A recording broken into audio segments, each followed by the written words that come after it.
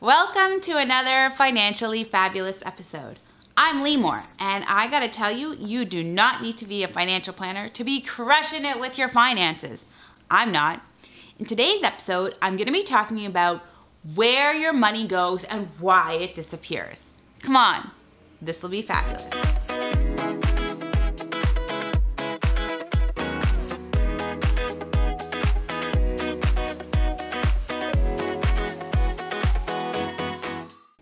Okay, so are you one of those people who always says to yourself, your friends and your family, where is all my money gone?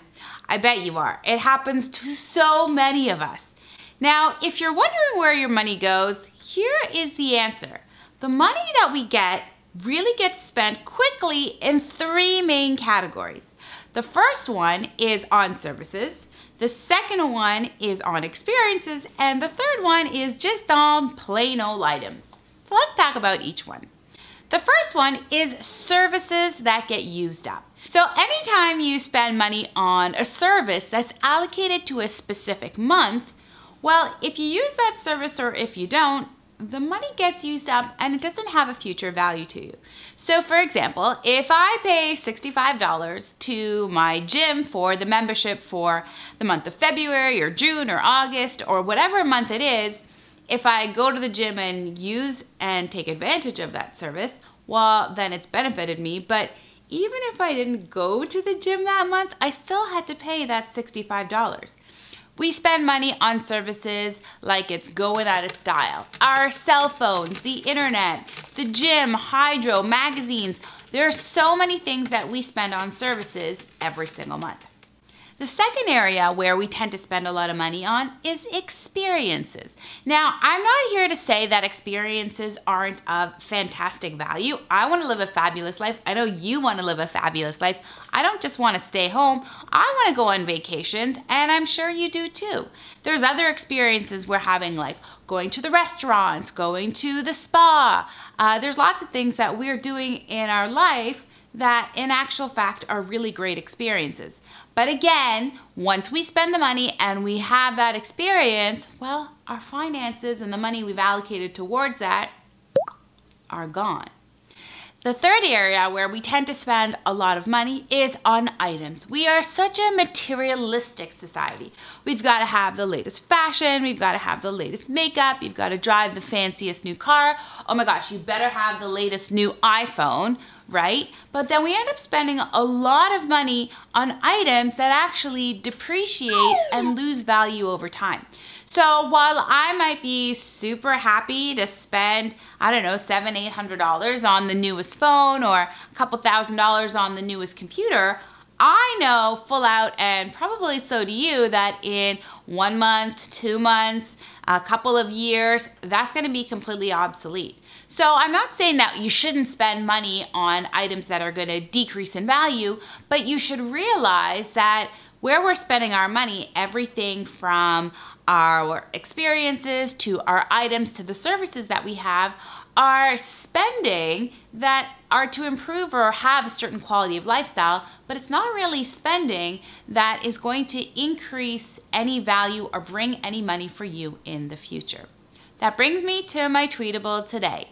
Most of what we spend our money on decreases in value, so make sure you're spending with intention. There's nothing wrong with spending money on all elements and facets of life. I do it, and I'm not saying that you shouldn't. You absolutely should. But what you should do is spend with intention. And that basically means when you're gonna go out, you're gonna purchase something, you're gonna have an experience, whether it's a fancy mocha choca venti coffee that's gonna cost you $10, or it's a new outfit, or whatever the case may be, make sure that you think to yourself, is it actually worth it? And if it is, by all means, go ahead. But if it isn't, and you're gonna be upset about the fact that you've spent all of that money, taking that moment in advance to think about whether it's worth it is gonna really help you. Here is my challenge to you. If you're one of those people that says, hey, where did all my money go? I want you to be a detective.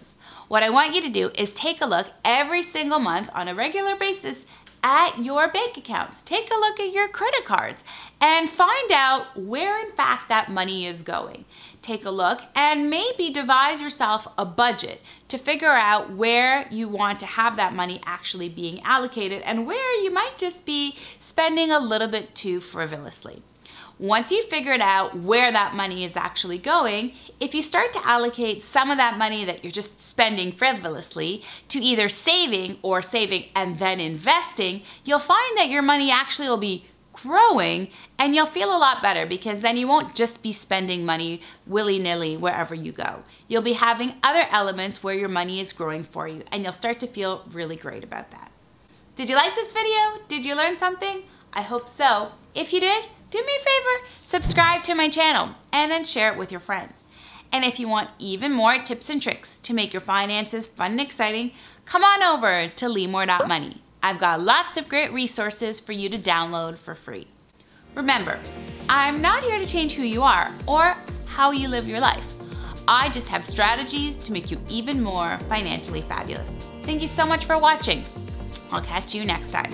Till then, stay fabulous. Oh my God, where's all my money? Is it that venti mocha choca chocolate chip extra double whipped cream? Is that where it all went? There's no money left.